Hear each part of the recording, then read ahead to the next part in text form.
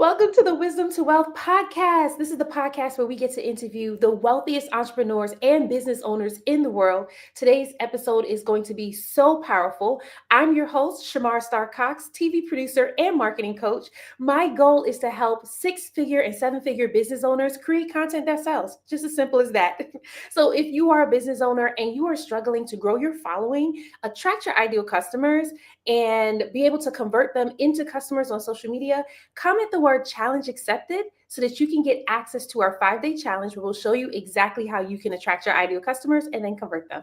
Today, we have the wonderful Virginia with us. She is the CEO of Content Lounge. Powerful. She launched it back in November 2019, and in just 5 short years, scaled it to over 3 million in revenue. That's amazing, and congratulations. With a tiny audience of less than 7,000 followers on social media. How powerful is that? After noticing how many of her highly successful, accomplished clients who technically had it all were still unhappy on the inside, she created the keys to happiness. Her conclusion: success and happiness are not mutually exclusive. If anything, happiness makes success a lot quicker, easier, and way more fun to pursue. And that's why she's made it her mission to revolutionize how we live and work and to make the world a much happier place. Virginia, thank you so much for joining us today. Thank you so much for having me. I'm so excited to be here. Awesome. Let's just jump right into your story. Take us on your journey from when you first started to where you are right now. Yeah, so I started my very first online business in 2013. I had really all of the things in place that I thought would make for a home run. I had incredible degrees from really great universities. I had studied fashion design in New York. I had really, really good design and technical skills. So I launched a women's activewear e-commerce brand, and had friends who were fitness influencers. I was like, this is going to be so easy. And what followed were like 3 years of misery, and I couldn't sell at all. I had grown to 30,000 Instagram followers, but my sales were practically non-existent from the online channel. Like, I just survived by going to trade shows and selling at events, and it was so exhausting. I was working so much. And eventually came that turning point where a coach friend of mine was like, all right, just show me what you're doing. Why are you always crying? And I showed him my Instagram, I showed him my website, and it took him less than 30 seconds. He was like, yeah, of course you're not making sales. You're not selling. Like, go take a copywriting course or something. And I am forever grateful for that moment because it truly marked a turning point. I was incredibly lucky that I was naturally a great communicator. I just didn't know what to focus on. So I took a couple weeks to just dive headfirst into copywriting and sales and marketing and really learn as much as I could. And planned a new launch, and within like 3 months, I sold out everything that I couldn't sell for like 3 years. And I had turned around like my 100K in debt, made that money back, could pay off all my debt. And then I was like, okay, I just had lost all the passion, all the energy, all the thrive to keep fighting for my business. And I was like, I can't reinvest any money into production. I can't do this again. Like, I was so burned out. I was so exhausted from my 80-hour work weeks for the last 3 years that I decided to shut the business down, and was like, bit in a crisis, feeling like, oh, what am I going to do now? But thankfully, my friend who watched my launch was like, damn, you're really good at this. What happened? And he hired me to write his content. And then I started writing content for his wife, who was a 7-figure influencer. And then I started working for other coaches, and yeah, just realized I'm very, very competent at this, and truly have a gift to put things into words that makes people want to go like, oh my God, yes, I want this. And that's when eventually I decided, okay, well, I don't want to be an agency owner, but I would love to sell courses and to teach others so that they never have to go through the same misery that I had to go through. And eventually I created my own methods that were just so much quicker and easier to get people from like posting to actually making sales. I love that. I mean, your story is so powerful. 3 years of just misery and frustration posting this content, trying to get people to buy, but no one was actually buying. There are so many business owners who go through that. There's this mindset that, like, okay, well, I have this product, let me show up on social media, and then they just start posting content. But they don't realize that there's an actual skill that needs to be developed here. And in just probably 30 seconds, your friend who was a coach looked at your page and was like, well, you're not selling. That's the issue. And then you went and developed the skill. How long did it take you to develop this skill to do copywriting? Well, I want to be transparent. So I had very good writing and communication skills naturally, and just by the nature of the kind of person that I am, I'm very extroverted. I love communication. I speak so many languages. Like, I just had a lot of formal education in communication, in writing. Mhm. And I would say, like, there's not a single successful entrepreneur out there who I would say, like, maybe 5% were naturally gifted and they just needed to be pointed into the right direction. The other 95 had to acquire these skills through training, through education, through courses, through practice, through mentorship. Mhm. And I just happened to be so freaking lucky to Mhm. fall into these 5% Mhm. that it took me no time to learn this. I literally just had to be pointed in the right direction. When Mhm. you learn the difference between being able to sell and create really compelling messaging and not is like when you start speaking the same language. If I start talking to you in German, which is my mother tongue, you would be like, I don't understand anything she says. Well, because we're not speaking the same language. But if I try to sell something to Germans, obviously they'd be like, oh yeah, I understand everything, no problem. And that's the same with your offer messaging. It doesn't matter if you're speaking to 100,000 people. If you don't speak the same language as those people, you're not going to sell a single thing. And that's really the essence of creating a really powerful messaging. And that messaging has to drive your content strategy. Yeah. I love that. And we actually had a guest on yesterday talking about that specifically, speaking to your audience, speaking your audience language. And oftentimes, business owners, it's like they know that, but still they're speaking in their own language and selling what they want to sell because they're like, this is what you need. And then they see that there's like a lack of sales there. So I also like that you talked about you already had this natural skill. You just need to be directed. And once you were able to be directed, your business just took off. Like, you recuperated in 3 months, which you didn't make in like 3 years. Would you say that those 3 years of building that first business helped you to really be successful in the 3 months and then also be successful today? Oh, 100%. Every step of your journey prepares you for the next step. And just to compare this, like, this was 3 years of struggle and then like a little bit less than half a year of redemption. And then let's compare that to now. My business is barely older. Yeah, just scratching 4.5, 5 years now. Mhm. And over 3 million in revenue was generated. I still to this date, I recently gained a couple more followers. Audience growth is never my priority when I post content. Mhm. Um, but like I generated that 3 million with like a quarter of the audience that I had in my e-commerce business, Yeah. right? So it made such a massive difference. And when I started my coaching business, I signed my first high ticket client with like 6 posts in the first 14 days of launching my account.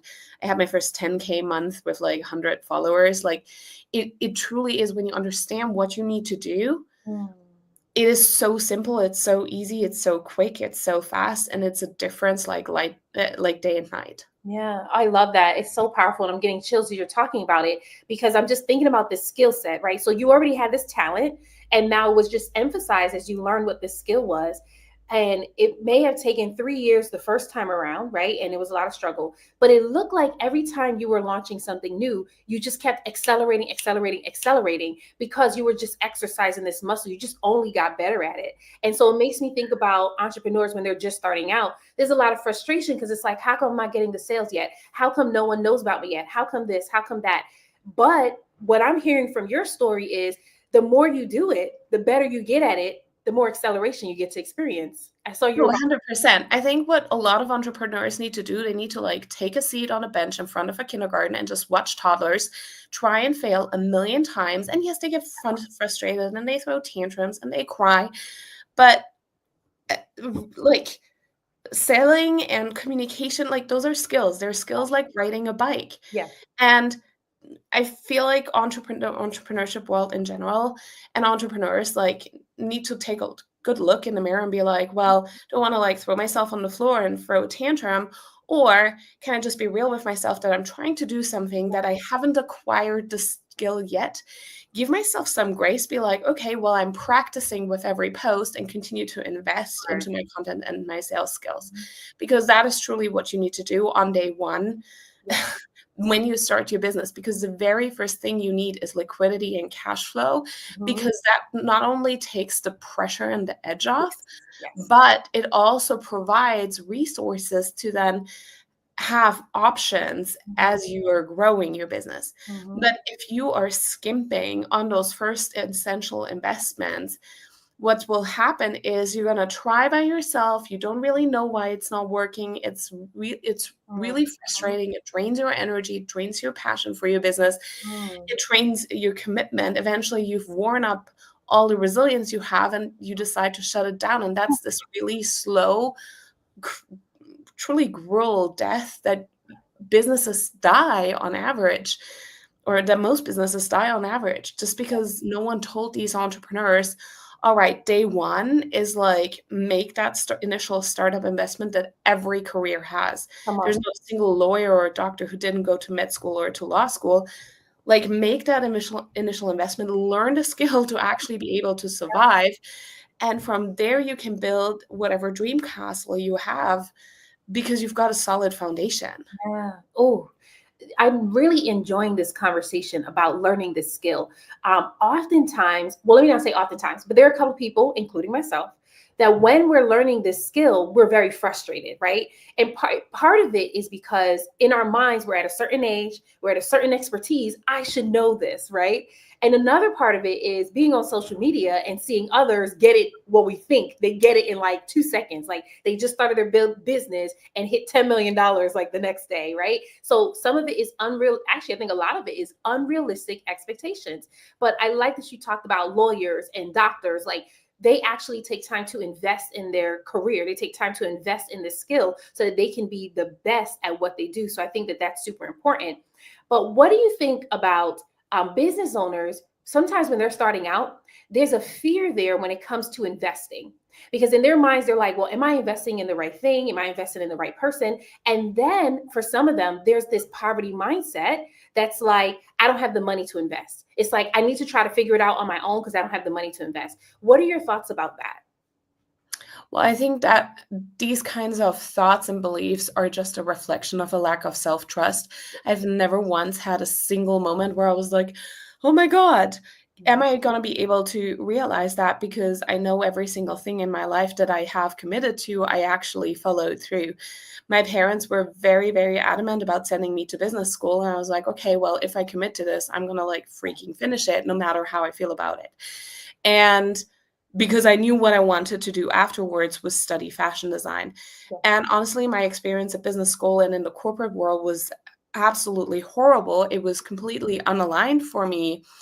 The topics often didn't interest me. Like you could chase me around the block with accounting and a lot of the like legalities and bureaucratic work. And especially when you study in Germany, it's so much of that, the focus of like just the operations of filing away documents and stuff. Like it's just very boring.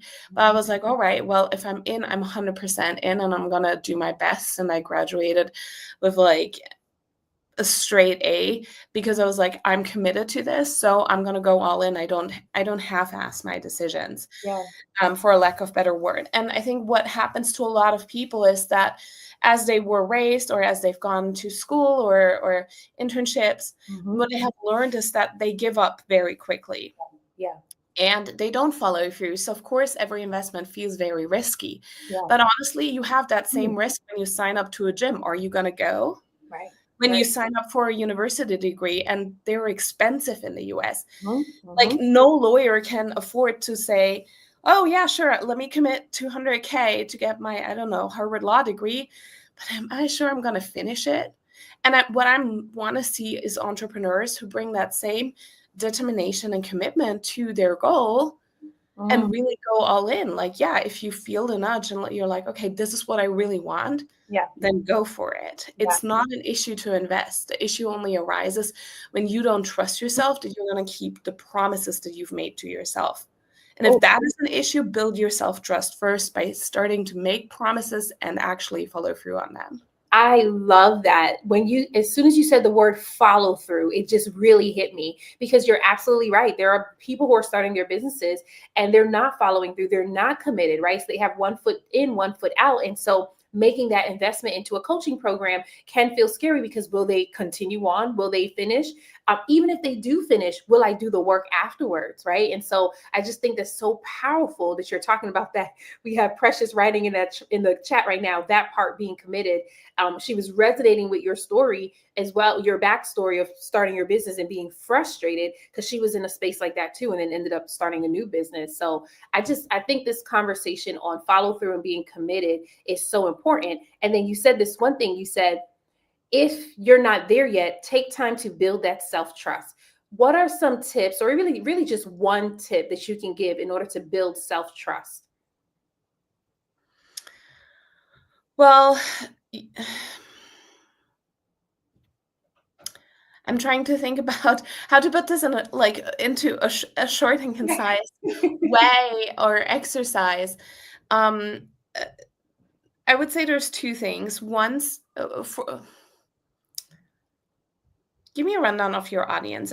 Are we talking mostly women? Are we talking to everybody? Like, Yeah, that's a good question. So we're talking to six-figure business owners. Also, actually, this question is really for the business owners who are just starting out. So the business okay, owners who are just starting, they just started their business. okay. Well, so particularly, I work a lot with women, and what I observe are patterns that are super, super strong is that they take responsibility for everything that goes wrong or isn't up to the standards that they want, and they deflect everything good that's happening. Oh yeah, I nailed that test. I was just lucky because it happened to be what I studied. Okay. Oh, damn, I got a C or a D. Yeah, I knew I could have done better. I knew I should have studied more. Oh, I'm just so lazy. And this is a pattern that I observe across the board with the women that I work with. I'm just not as familiar whether those same patterns would resonate with a lot of the men and male entrepreneurs out there. But I know that this is a very, very common, yeah, just very, very common way of being brought up. Don't take up too much space. Don't claim Mhm, your wins as your own. If anything, it was a community effort or it was luck or something like that. mhm, So there are two things to building self-trust. Number one is you actually have to start acknowledging all the things that you do. I found it very difficult when I became a mom to like be cooking 3 times a day.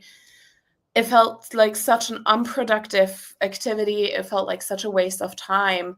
Like, yes, of course I need to feed my kids, and I had standards of like what I considered to be nutritious meals. But I also just really was like, oh, but I also really want to work and I want to do all the things. And I had to start giving myself credit every single time that I did cook the way I wanted to cook and provide the nutritious meals. And just acknowledging that eventually helped me make my peace with the activity that I was going to have to do for the rest of my life, right? yeah. And the same thing is true in your business. You can beat yourself up of like, I didn't post every single day because you set a super high goal, or Mhm, you can give yourself credit like I did post and I did learn about that. And it's not about a lot of my clients then struggle to with the concept of celebrating. They're like, well, I'm going to throw myself a party every time I post. It's not about throwing yourself a party, but can you objectively acknowledge the progress that you're making every single new follower counts, every single link click counts, even if the people haven't bought yet. But what I see is like people launching and then being like, oh, no one's bought not yet within the last 7 seconds of me posting. It's all a failure. Like, I didn't do as good. And then they shut down because they can no longer hold it. But what's important is that you show up with the intention of, I'm going to collect a gold star for actually having shown up. And my goal is to keep collecting gold stars until the end of my launch, to just follow through on my commitment that for 14 days, I'm not going to talk about anything else other than my offer. And I'm going to invite people no matter if someone joins, and I'm going to stay in my power, and I'm not going to let that take me on like a pity party roller coaster, but just make that commitment to myself that I said I'm going to show up for 14 days. So I am showing up for 14 days, and then really anchoring this in on all levels of like, I can trust myself that I will show up for the goals that I've set for myself, and celebrating that rather than whatever the end result is. And at the end of those 14 days, you can still sit down and be like, all right, so what were the results? Okay, I had 20 people clicking on the link. That's already a good indication.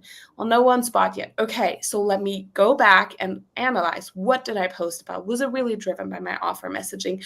Was it really in alignment with what I was selling? Was I really implementing the things that I have learned in this content program or in this sales course or copywriting session or whatever, or book or whatever it is that you use to prepare yourself, right? And then try again and be like, okay, I'm making the next promise. Follow through, collect your gold stars, celebrate yourself for those gold stars, even just by acknowledging that you collected them and being like, yeah, I did that. I showed up. And then trying again until it works. When a kid learns how to ride a bike, all they do is get on, wobble around, and then be like, okay, well, I did get 6 feet away from my mom. That's cool. Okay, let me try again. Yeah. Oh, Same so in powerful. business content. So powerful. Have you ever read the book, The Gap and the Gain? No. And the reason why I asked is because what you're sharing right now is celebrating your progress is what they talk about as well. You never even read it, and you're already doing it, and you're teaching other people to do it as well. Because oftentimes we're waiting to hit our big goal, and so we're not celebrating. Then when we don't hit the big goal, we get disappointed. But here you are, just like, no, post the content and celebrate the fact that you posted the content. Okay, 20 people liked it, celebrate that, right? But then also analyze this. It's important to also be aware of what's going on so that you know exactly how to pivot. And I think oftentimes business owners, especially when they're just starting out, they don't know how to do that, right? They don't even know what they're analyzing. And at that point, I'm like, that's where you want to get some assistance so that you're not doing it on your own. Sometimes there's this mindset of, I just got to try to figure it out. I hear business owners say that, I'm just going to try to figure it out. And it's like, you can, or you can work with someone who can actually teach you the skill so that you can now implement the skill, right? So I really love that you shared this. I want to read what Renaya wrote. She said, make the commitment and stick with it. Don't deviate. Celebrate when you're fulfilled. When you fulfilled your goal, double down on accomplishing the goals, collect your gold star, right? Like, those are everything that you shared. She summed it all up. Those are the gems that we're walking away with today. So before we wrap up, let me ask you this question, because I know we talked about in your bio, we talked about how you started to pivot with your business, where now you are helping your business owners to live a happy life. Give us some more details on what that looks like. Yeah, I'm so happy you're asking about that, because that's truly where my heart and soul lies. I love content and I love sales and I love teaching that, and that works really well. But my clients, I help them usually scale to like $50,000 or $100,000 per month, like the 6-figure a month like realm. And what happens is, when you have really ambitious people, is that they approach your goal. As they approach it, they already realize, oh, I can do so much more, because this is like so like this is so close and in reach. I know I could also create 200K, 300K a month. And as soon as they start approaching it, they start moving the finish line. Now, here's the thing. Yes, struggle will deplete your energy and your resources and your commitment to your business until your business dies a slow death, but so does a lack of happiness. So from my own experience, I was a workaholic, a severe workaholic, and my kids actually forced me to look at that pattern, because I no longer had the capacity and the resources to work that way. But also many of my clients really struggled because they felt like their business was constantly driven by pressure to keep up. They didn't allow themselves to take breaks.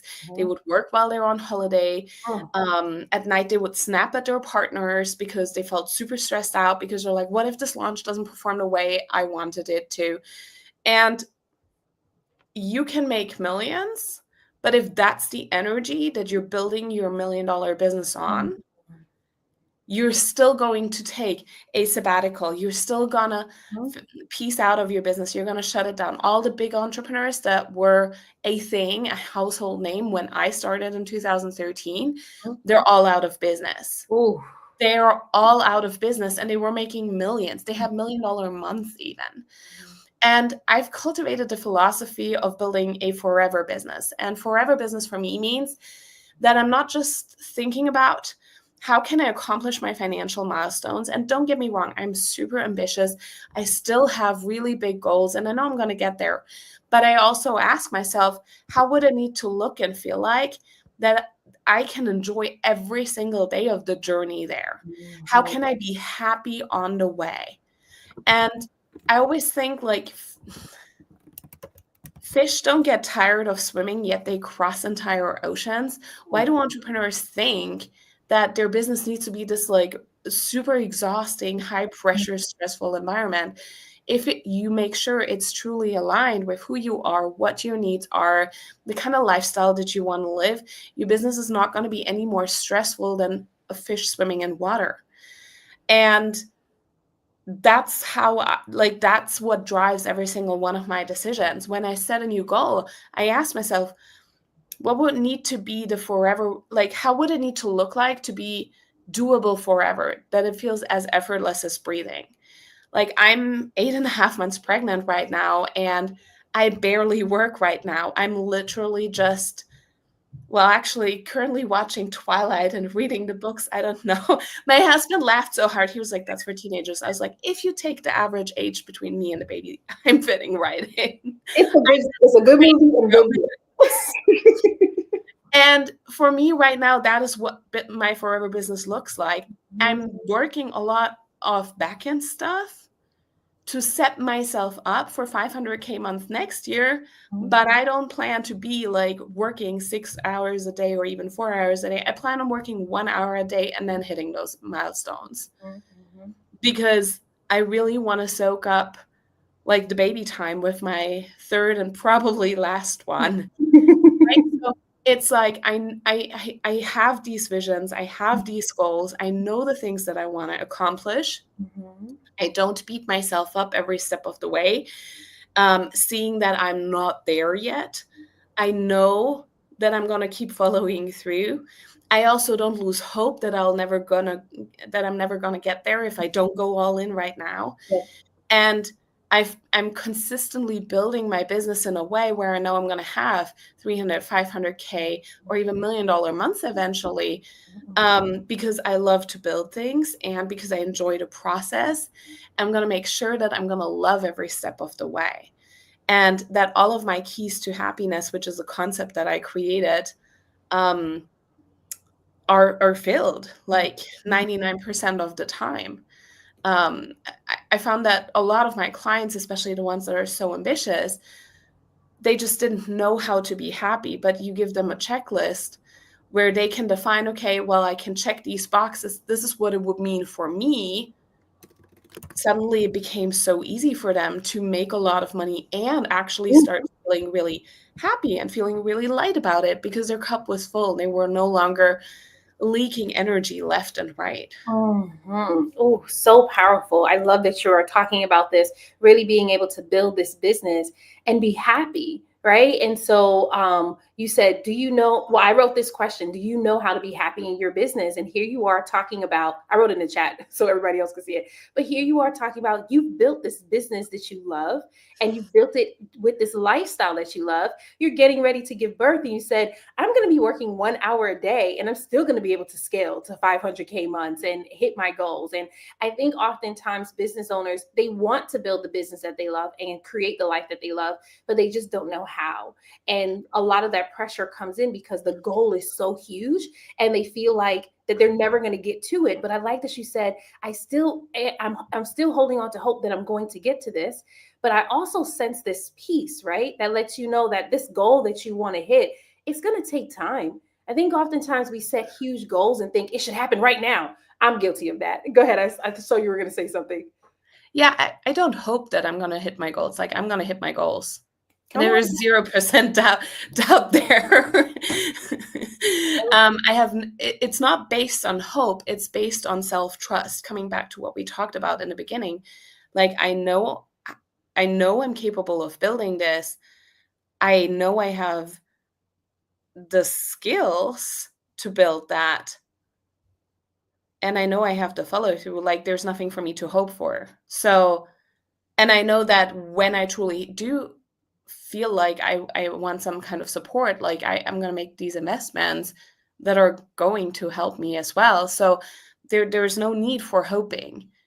I think that lack of self-trust is what starts pushing you towards, like, oh, I need to hope I'm going to get there, or even create that seed of doubt of, like, will I even get there? No, I know I will. There's zero zero need for hope. It's truly the conviction, like, I know I'm going to get there. And then not making my own mind unsafe by cultivating thoughts that are just not helpful. One of the keys to happiness is safety. And a lot of people think that it's just like money provides safety because now you can provide for your physical needs and your wants and your loved ones. But there's also this mental and emotional safety that nothing can take you on an emotional roller coaster without your consent, but also this mental safety of, like, knowing how to cultivate an inner monologue where you don't beat yourself up all the time, but where you're really aware of what you can do, where your limitations are, where your opportunity for growth is, and that certainty of, like, okay, cool. If I do hit an edge of my personal skills, abilities, or personal power, okay, cool. I can just invest and learn and upgrade that. I know I have, like, I know that there is no boundaries to what I can acquire through practice and repetition. So yeah, it's like cultivating that kind of emotional and mental safety as well. And this is a huge factor in building a business that truly feels like sustainable forever, because that's one of the main energy leaks, is when you beat yourself up so much inside, because then it becomes very, very exhausting. And you start making decisions not based on what you want, but just trying to make that voice shut up. And this is something I hate about the entrepreneurship space, is all these, like, relatable memes being like, come on, you knew you could have done harder. Like this dark figure standing over your bed at night. I don't have that. Yeah, yeah. Yeah, I love that. You just have this peace. And I like that you use the word mental and emotional safety, and like really creating that space for yourself so that you can be able to thrive in this area. So I just think that's super powerful. So I want you to talk us through, if someone's listening right now and they want to be able to work with you, let us know how they can get access to working with you. Okay, there is a number of ways. I actually just launched a secret audio training called Happy Millions, where I break down specifically my forever business philosophy. And it's a 5-part training. I touch on how to actually build a business based on happiness and desire and pleasure and just joy to be alive, and joy of the journey. And then in the second episode, I talk about my specific content strategy that I have a course about it, how I basically create sales with every time I post. Haven't had a $0 day, I think, ever in the last 5 years. So the third one are the other components of your business model. I talk about different clients in different niches. I have a client in a DIY niche, and I helped her scale to like over $100,000 a month. And I have a client in a different niche. She has a high ticket offer. The other client has only low ticket offers. So like, it's very different business models, but they fit perfectly to the various entrepreneurs and that is why they work for them and are sustainable. Mhm. And then the last episode is like a breakdown of how I created like a 350K in like cash received in like 87 days, like exactly how I did it, which offers I launched, what my strategy was, where the money came from, and so on. So that's probably one of my favorite places to start, and it's free. So that's exciting. And other than that, I have courses about the different skills, like how to structure a caption so that your posts actually make sense. The content strategy program, which you just shared as well, that's my signature content strategy. The money message method inside content that sells. But I also have smaller resources. So there's really something for everyone at every step of the way. I have $37 resources all the way up to like $10,000 memberships where you just get everything and coaching. So there's something for everyone. In worst case, you can always ask. But Content That Sells is a really great one to start. And so is the Happy Millions podcast. I love that. Thank you so much for sharing that with us. I love that you said every time I post, I make money. You said Yes. there's not one day that goes by that I post and don't make money in these last 5 years. And you're sharing all of these gems and these secrets. One in in the podcast, and two in the content lounge. And so we did share that. We also shared your book. If you want to talk about your book, we also shared your book. Ooh, I'm very excited about that. Yeah, I wrote a book because I do want to make that knowledge available, especially when you're just starting out, and maybe $20 is like just good as an investment to get started. Um, One thing that I learned teaching content and sales, especially in the first 2 years, where it was like every single client I had, I was really like holding their hand. And I realized like I can teach the things that are standard copywriting practices and formulas and so on. And people were not understanding them. It did not make sense. And because every single class, I was like noticing how I had to reteach these concepts. A lot of stuff wasn't actually that great for coaching or information businesses. It was more for like influencer business. Well, content creation is the main job of an influencer, not my main job. I actually have clients to serve. I needed something that was quicker, faster, instantly to grasp. So I created my own method, which is the one that I teach in Content That Sells. And hopefully in Q3 of 2025, I'm gonna like launch the book publicly. I just finished the first draft, and yeah, it's now going through the rounds of editing and book cover and all of that. But you can already subscribe to the book waitlist. And if you don't want to wait, snag Content That Sells and like literally just start selling basically tomorrow. Yeah, I love that. Looks like you're going to be having two babies in 2025, your book and your actual baby. But I want to 100% yes. Yes. I want to say thank you so much for being with us on the show and for sharing your gems. You have just truly, truly blessed us. Thank you for the money method message. Thank you also for talking about how you can be happy building your business. You don't have to be stressed. You don't have to have this pressure, but just really following these tips just so you can be happy to build your business is so powerful. And I want to thank everyone else for joining us as well. This has been another powerful episode of Wisdom to Wealth. We'll be back on Monday. Have a great weekend. Thank you so much. Bye.